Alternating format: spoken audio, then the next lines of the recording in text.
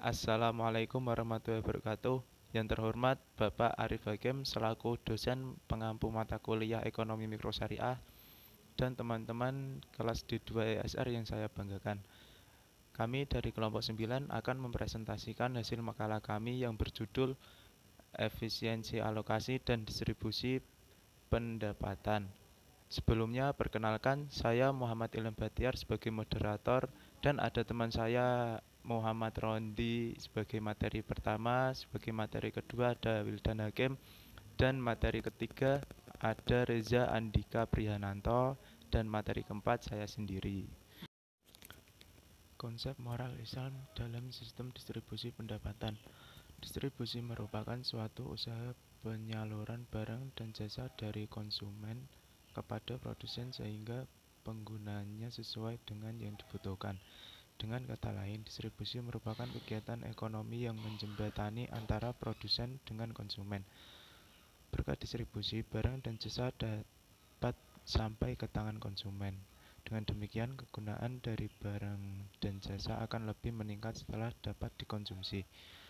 Distribusi dalam pandangan Islam didasarkan pada dua nilai manusiawi yang sangat mendasar dan penting, yaitu nilai kebebasan dan nilai keadilan. Pendapat ini didasarkan atas kenyataan bahwa Allah sebagai pemilik mutlak kekayaan telah memberi amanah kepada manusia untuk mengatur dan mengolah kekayaan disertai kewenangan untuk memiliki kekayaan tersebut. Ada 4 bagian yang berkaitan dengan distribusi hasil produksi, yaitu 1. Upah atau gaji untuk para pekerja, 2. Keuntungan sebagai imbalan modal yang dipinjam oleh pengelola proyek, 3. Sewa tanah yang digunakan untuk melaksanakan proyek itu, dan 4. Laba bagi para manajer yang mengelola dan mengurusi pelaksanaan proyek dan sebagai penanggung jawabnya. Ada beberapa konsep Islam yang terdapat di dalam Al-Quran yang berkaitan dengan distribusi pendapatan. 1.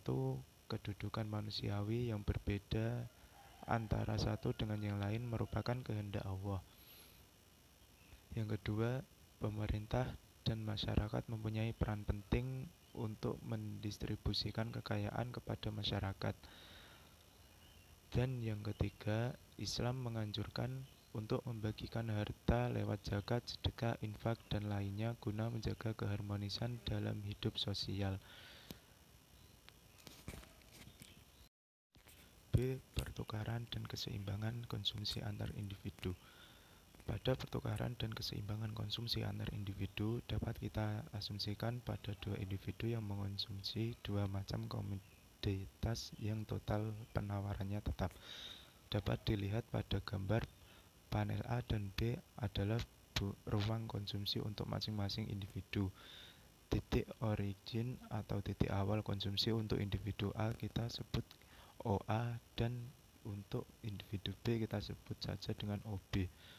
Untuk memperoleh keseimbangan antar individu, maka kita gabungkan kedua ruang konsumsi tersebut.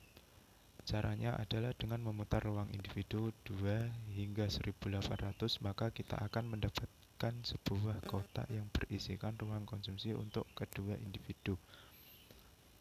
Dengan titik mengubah titik letak origin, maka kita melihat bahwa titik origin individu 2 letak di sebelah pojok kanan atas. Artinya bila tingkat konsumsi semakin jauh dan titik origin, maka semakin tinggi tingkat kepuasan konsumsi. Individu A maupun B yang mengombinasikan kedua komoditas tersebut sesuai dengan preferensi dan environment yang dimiliki. Kita tuliskan saja konsumsi untuk individu A adalah CA sama dengan CAX CAY, di mana CAX mempresentasikan konsumsi untuk beras X dan CAY untuk konsumsi gandum Y.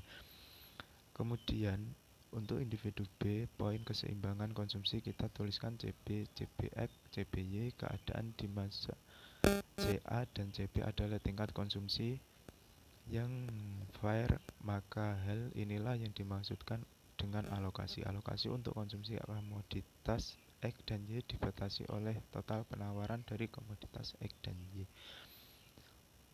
Gambar di atas adalah ruang box yang mengilustrasikan kombinasi konsumsi kedua konsumen yang telah dilengkapi dengan kurva indiferens. Perhatikan bahwa IC untuk individu A diberi tanda ICA, sedangkan untuk individu B diberi tanda ICB. Walau ICA berwujud cekung dan ICB berwujud cembung, namun kedua kurva tersebut mempunyai fungsi yang sama, yaitu untuk mengukur tingkat kepuasan konsumen. Untuk meningkatkan kepuasan, individu A akan berusaha mengkonsumsi pada kurva IC yang paling jauh dari titik origin A.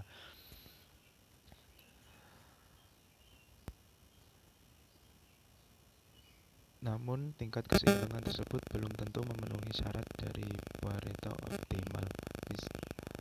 Misalkan, titik E adalah tingkat keseimbangan kedua konsumen. Titik E dihasilkan dari perpotongan antara kurva ICA2 untuk preferensi individu A dan kurva ICB1 bagi konsumen A. Titik E sudah optimal. Namun, bagi konsumen B, titik E belum optimal karena baru berada pada tingkat kepuasan ICB1 karena tanpa mengurangi tingkat kepuasan konsumen A. Konsumen B masih dapat meningkatkan tingkat kepuasan menjadi ICB2. Pada kurva kepuasan inilah antara konsumen B dan A akan memperoleh tingkat yang paling optimal, yaitu titik E. Nah, di titik E inilah tingkat Pareto optimal tercapai. Saya Reza Andika Prihananto. Di sini saya akan menyampaikan materi yang ketiga, yaitu efisiensi alokasi. Efisiensi alokasi sering disebut Pareto efficient. Pareto adalah ekonomi Itali yang menulis konsep ini. Suatu alokasi dikatakan Pareto efficient apabila barang-barang yang tidak dapat dialokasikan ulang untuk membuat keadaan seorang lebih baik tanpa membuat keadaan orang lain lebih buruk. Dalam ekonomi konvensional, keadaan ini dikenal sebagai efficient allocation of goods, yaitu alokasi barang-barang dikatakan efisien apabila tidak seorang pun dapat meningkatkan utility-nya tanpa mengurangi utility orang lain. Situasi semacam ini dianggap efisien karena pada situasi lainnya masih terdapat peluang untuk meningkatkan kegunaan seorang tanpa mengurangi kegunaan orang lain. Imam Ali radhiyallahu anhu diriwayatkan pernah mengatakan, janganlah kesejahteraan salah seorang di antara kamu meningkat, namun pada saat yang sama kesejahteraan yang lain menurun. Misal, Firman dan Rian mempunyai 10 unit makanan dan 6 pakaian. Awalnya, Firman memiliki 7 unit makanan dan 1 unit pakaian, sedangkan Rian memiliki 3 unit makanan dan 5 pakaian. Bagi Rian, ia bersedia memberikan 3 unit pakaian untuk mendapatkan 1 unit makanan.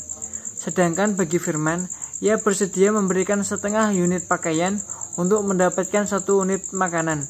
Karena Firman lebih menyukai pakaian daripada Rian, maka keduanya dapat lebih tinggi utility-nya dengan melakukan pertukaran. Selama MRS atau Marginal Rates of Substitution dari Firman dan Rian berbeda, maka mereka akan terus melakukan pertukaran karena keduanya dapat terus meningkatkan utility-nya. Atau bisa dikatakan, selama MRS-nya berbeda, maka alokasi belum dikatakan efisien. Alokasi yang efisien tercapai ketika MRS setiap orang sama. Terima kasih. Di efisiensi dan keadilan. Efisiensi adalah perbandingan antara input dan output, di mana input digunakan setepat dan sebaik mungkin untuk memperoleh output yang terbaik. Efisiensi alokasi menjelaskan bahwa bila semua daya yang ada habis teralokasi, maka akan mencapai alokasi yang efisien.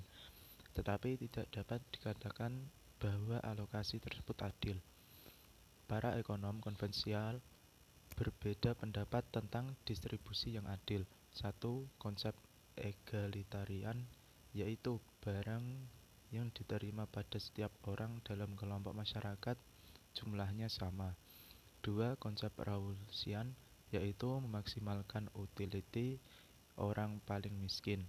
3. Konsep utilitarian, yaitu memaksimalkan total utility dan setiap orang dalam kelompok masyarakat. 4. Konsep market orient, yaitu hasil pertukaran melalui mekanisme pasar adalah yang paling adil. Dalam konsep ekonomi Islam, adil adalah tidak menzolimi dan tidak dizolimi. Bisa jadi sama rasa, sama rata. Tidak adil dalam pandangan Islam karena tidak memberikan insentif bagi orang yang bekerja keras. Tidak adil dalam pandangan Islam karena orang yang endomennya tinggi mempunyai posisi tawar yang lebih kuat daripada yang endomennya kecil sehingga yang kuat dapat menzolimi yang lemah. Lebih dari sekedar efisien dan keadilan, konsep ekonomi Islam juga mendorong pada upaya membesarkan endomen atau meningkatkan production possibility frontier, atau dalam konteks ini membesarkan Edgeworth Box. Oleh karena itu, konsep Islam adalah mendorong terjadinya positive sum game. Misalnya, utility firman naik 5, utilitarian naik 5, kenaikan total utility 10. Jadi bukan hanya mempersoalkan bagaimana kue akan dibagi secara adil, namun bagaimana kue yang akan dibagi bertambah besar. Sekian dari kelompok kami, bila ada salah kata mohon dimaafkan. Wassalamualaikum warahmatullahi wabarakatuh.